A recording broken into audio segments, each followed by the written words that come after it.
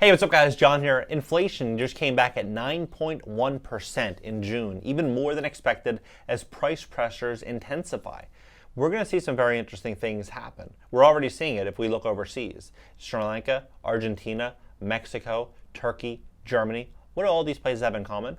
They're all seeing record high inflation and their economies getting greatly challenged. If we look at what's happening here in America, they're saying that our inflation numbers are 9.1%. But if we look at how much we pay for car insurance today versus how much we paid a year ago, how much we pay for homeowners insurance in most markets today versus how much we paid a year ago, food, when we go grocery shopping, how much we're paying more in food, how much we're paying more for rent, all of these numbers, there's not one of these options or basket of items that are 9.1%. Most people would argue it's a multiple of this figure, but they're saying 9.1%. And they're saying that this is a problem, and Jerome Powell is saying that they need to bring inflation to 2%. How can we bring inflation to 2% in the event of everything that's happening right now in the world? If we even look at just the food shortages that are coming and we're contracting our gas supply here in America, it's going to cost more to get the same amount of food for everyday Americans. We're going to be spending more because there's going to be less food available, and there's going to be a higher cost in which to deliver this food. So costs are going to be going up, and it's going to be a higher cost to borrow the money to buy the food, right? All of these problems are coming. And I personally believe that the Fed has lost full control. And so we're simply walking into a real problematic situation. It's going to be very bad for small businesses, medium-sized businesses, large businesses. We're going to start to see layoffs because the cost to borrow money and service debt is going to get more expensive. We're going to see even everyday consumers start to walk away from their cars, walk away from their luxury apartments, walk away from everything that they are locked into adjustable rates and higher costs on. They're going to be moving into a contractive state, and they're going to be doing whatever they can do to possibly survive. We're going to be stepping into some pretty crazy times. That being said, shoppers paid sharply higher prices for a variety of goods in June as inflation kept its hold on a slowing U.S. economy. The Bureau of Labor and Statistics reported on Wednesday the Consumer Price Index, a broad measure of everyday goods and services, soared 9.1% from a year ago, above the 8.8% Dow Jones estimate. That marked another month of the fastest pace for inflation going back to December of 1981.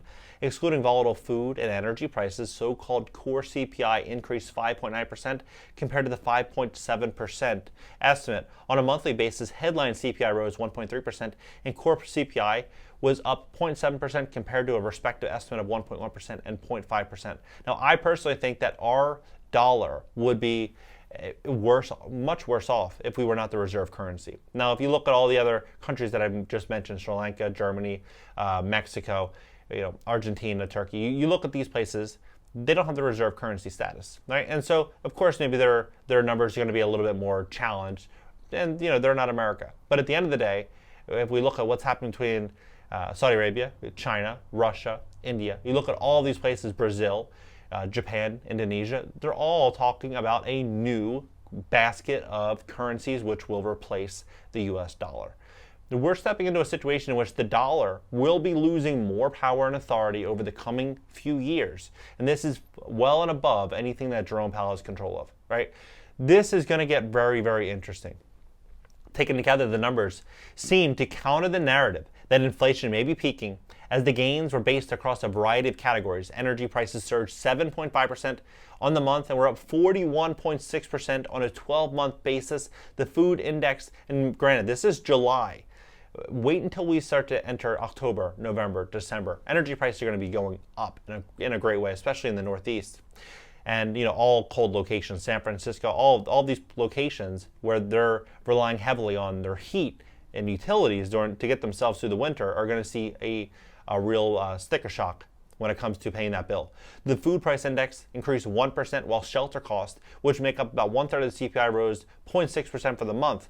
Now, rent increased 18.5% in the last 12 months, 18.5%. So if you do the numbers, it's probably 1.2% per month. So they're saying 0.6%. So they're off by about 50%, or maybe the date of the 18.6% rent increase is off. I think this number's off. For the month, and up 5.6% annually.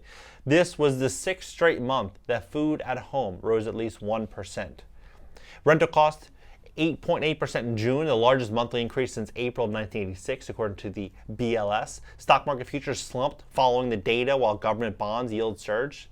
Much of the inflation came from gasoline prices, which increased 11.2% on the month, and just shy of 60% for the 12-month period. Electricity costs rose 1.7% and 13% respectively. New and used vehicle prices posted respective gains of 0.7% and 1.6%.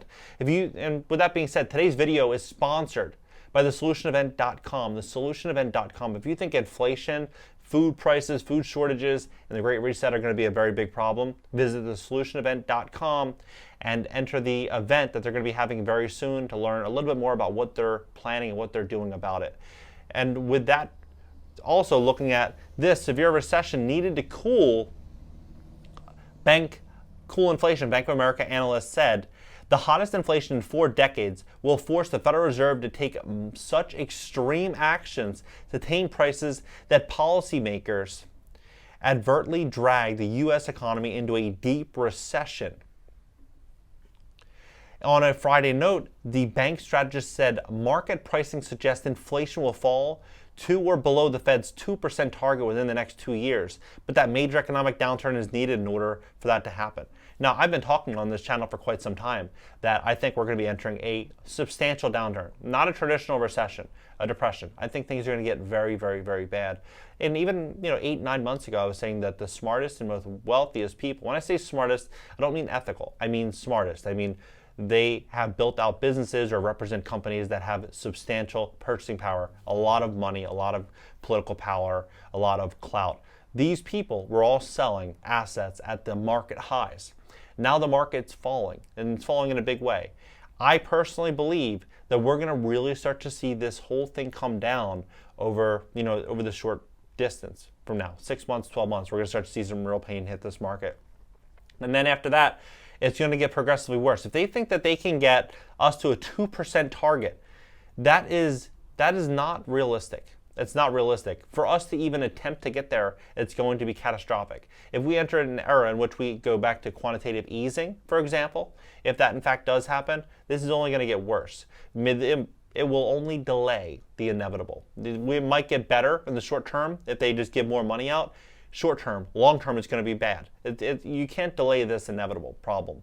What seems to be forgotten here is that inflation is a sticky, slow-moving variable. The analyst, led by Ethan Harris, wrote, "Spikes can reverse quickly, but underlying inflation tends to move in a gradual, lagged fashion with respect to the economy. It's going to take time to cool off the labor market and even more time to lower labor cost-driven inflation." Now, what I think is also very likely to happen coming very soon is interest rates increasing on home mortgages. We've seen them, pull back over the last week and a half, 2 weeks. That's going to change as interest rates continue to increase and everything just starts to really just look a little bit more rocky. We're going to start to see mortgage lenders and everyday investors of mortgage-backed securities look at the risk, look at everything that's happening in the world and say, you know what, we need to hedge our bets accordingly. And that's why if you look at what happened recently when they were trying to sell the mortgage-backed securities, there were no buyers. They didn't want to buy these mortgage-backed securities. They had high default risk and the returns were very minimal. And now we're going to be entering an era in which interest rates are going to be increasing, but so is the volatility and so is the job loss. We're going to see all of this contract. I think we're going to see interest rates increase in a very big way across mortgages. And what I'm looking forward to is to see how this all plays out across the auto market. I'm really looking forward to that, to get that information, because we've seen these car prices go up 30%, 40% inside of a year. People were financing these vehicles, taking out a loan for 120%, 125% above the value of the car, just taking the entire amount. So if you had bought a $40,000 car, 2 years ago, now you'd pay $50,000 or $60,000, and you would finance $55,000 of it. This is going to be interesting to watch. We're all witnessing history unfold. Where do you see this all going? Where do you see the entire economy going? Where do you see Jerome Powell taking this? Drop below, hit the like button, subscribe here. Also subscribe to my second channel. It's going to be an interactive call-in show this upcoming week. And visit thesolutionevent.com if you are, you're not sure where this is all going. Maybe you're concerned about inflation. Maybe you're concerned about food shortages, the Great Reset, you're concerned about all of this, you can visit solutionevent.com for a free event coming very soon. I'll leave the link pinned down below in the top comment.